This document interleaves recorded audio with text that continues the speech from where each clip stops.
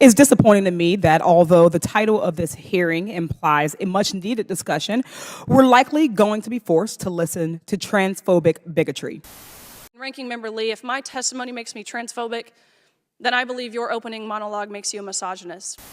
I move to have the gentlewoman's words taken down. Madam Chair, she's engaging in personalities. Can I just ask how it's fair to be called transphobic? There's a Thing. Hey guys, welcome back to my channel and back to another video. And can I just say props to myself because we're on day 3 of uploads? That's a record for me.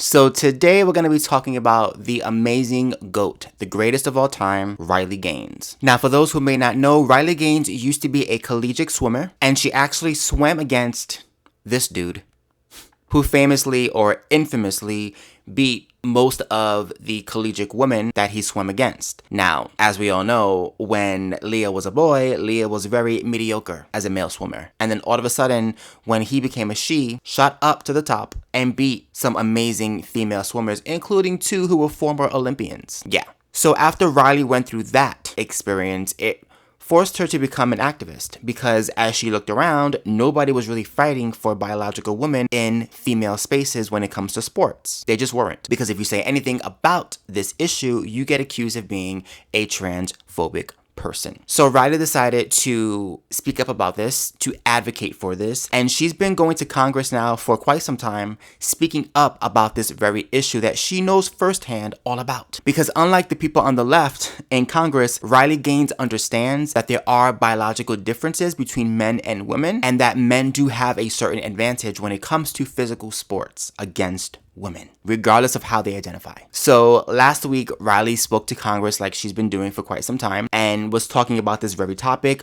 when she got met with pushback from a congresswoman, a leftist, who decided to start her opening statement by accusing Riley of being transphobic and of being a bigot. Before Riley had a chance to even say anything, that's what she opened with. And so Riley pushed back in the most amazing way by accusing this woman of being a misogynist. If you're gonna call me transphobic, then you're a misogynist. How about that? It was epic. It was epic. So let's watch some clips from this hearing and this exchange and also hear from Riley Gaines herself on her perspective of this incident. It was amazing. Thank you. The chair now recognizes Ms. Lee from Pennsylvania for 5 minutes. I must say I'm surprised to hear that my Republican colleagues care so much about protecting the, quote, safety, privacy, and opportunities of women, since their voting record and priorities this Congress shows the opposite.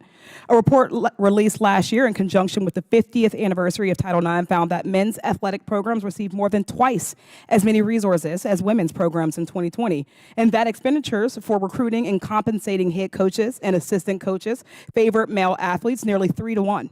Yet the 2024 appropriations bill did nothing to expand access for women in sports. Okay, pause for a second because I have to address what she just said. So yeah, she is correct that a lot of the money and the resources goes towards male sports or male athletes over female athletes 3 to 1 in most situations. But why is that? Could it be because male sports drives in more of an audience than female sports? It just does. Go to an NBA game and then go to a WNBA game and you will see the difference. The reality is that most females do not watch sports or are not the main spectators of sports. Males are, and males prefer to watch other men playing sports. They just do. And so if there is more eyes on a sport, that means more sponsorships, that means more opportunities, and that means more money. You're not going to invest in a resource that does not draw in the bottom line, which is money. It doesn't mean that females in sports don't get resources or don't get help. They do. But yes, you're going to see more of a drive in the male arena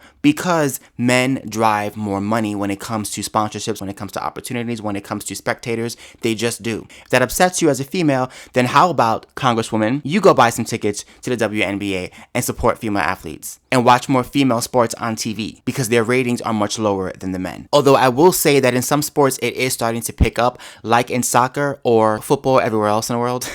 The World Cup drew in millions. I'm talking about I think over 80 million views is what the women's finals in soccer picked up on TV. So clearly there is an audience there that can be picked up, and maybe change will be coming down the pipeline, but unfortunately we're not seeing those same numbers in every other sport. We just aren't. It just isn't as prevalent like it is in soccer/football. Maybe it can grow. Maybe it will grow. I would love to see it grow. I would love to see more resources being put into female sports. But we have to speak in context when we talk about this topic and not make it solely about misogyny or about people not treating women fairly. When it comes down to viewership, it always does. People care about the money. It's the bottom line. It's what makes the world go around, unfortunately. It just does. So if you're going to speak on one issue, you should be speaking on the entire issue, because that brings context, which is exactly what was missing in her opening statement. But I digress.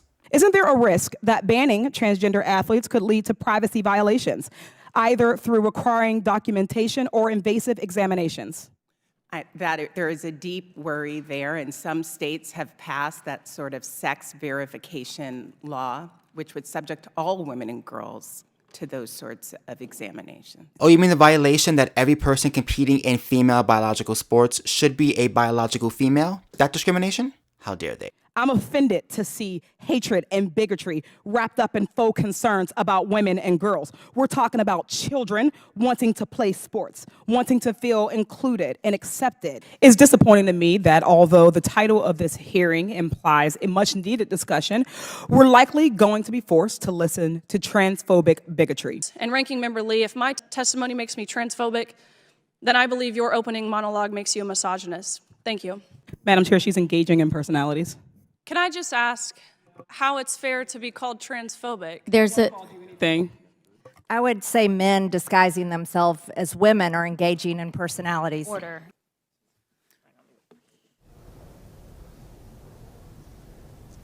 Okay, I move to withdraw the point of order. Oh, I'm sure you do. Once you realize how unbelievably stupid you sounded trying to attack Riley Gaines and anybody for that matter that is speaking facts and biology and calling them transphobic, and then losing your mind when she implies that if she's transphobic, then you are a misogynist for being okay with men invading female spaces in sports and dominating it, and your pushback is, how dare she? That's a personality attack. I move to remove those words from the record. And notice how fast her little leftist crew were like, let's not do that. Because they realize she is a walking contradiction. Oh, and who's by her side? Of course, AOC. But you know what? The person who really laid this out the best is the person that was there, which is the GOAT, Riley Gaines. So let's watch a video on TikTok of her describing this very moment and breaking it down in the best way possible. It is unfathomable to me that a 23-year-old recent college graduate, college swimmer at that, has to go to DC to sit in front of Congress, the beating heart of American democracy, and explain to them that men and women are different. And then to be on the other end of that and have them be confused by this explanation. Last week, I testified in front of the Oversight and Accountability Committee in DC about the importance of Title IX and urging the Biden administration, as well as the U.S. House and U.S. Senate, to uphold Title IX's original intent. The hearing lasted around 4 hours, and in this 4 hours, I was berated by the Democrat members of the House. I was called transphobic and a bigot and hateful, and the list goes on. But I want you to watch this exchange, especially between Ranking Member Lee from Pennsylvania and myself. We're likely going to be forced to listen to transphobic bigotry. Unsafe, unfair, and discriminatory practices towards women must stop. Inclusion cannot be prioritized over safety and fairness. And Ranking Member Lee, if my testimony makes me transphobic, then I believe your opening monologue makes you a misogynist. Thank you. I have, as the saying goes. Madam Chair, excuse me, I move to have the gentlewoman's words taken down. Madam Chair, she's engaging in personalities. Can I just ask how it's fair to be called transphobic? there's a Thing. I would say men disguising themselves as women are engaging in personalities. Order. Hang on. Okay, I move to withdraw the point of order. Okay, so for recap, Representative Lee called me and my stance of only allowing women into women's sports as transphobic and bigoted, to which I responded with, okay, if I'm a transphobe, you're a misogynist, which she definitely didn't like, and basically sent her and really the whole entire hearing into a tailspin. Then she tried to get my words removed from the congressional record entirely, which did not work. But it goes to show you, rules for thee, but not for me, right? So she could call me names, but when I use her own tactics and really her own intersectional language against her, she attempted to have history erased by getting my words removed, which, let it be known, it did not work, and the record still stands that Representative Lee is, in fact, a misogynist. The hearing, again, was 4 hours, so it was 4 hours of name-calling, just like that, and 4 hours of lies and misinformation, and really hypocrisy. And one of my followers just sent me this, which is her Wikipedia page, which if you see the last sentence, whoever added this is a hero. And in case you missed it, it says, as of December 5th, 2023, Representative Lee is on the congressional record as a misogynist.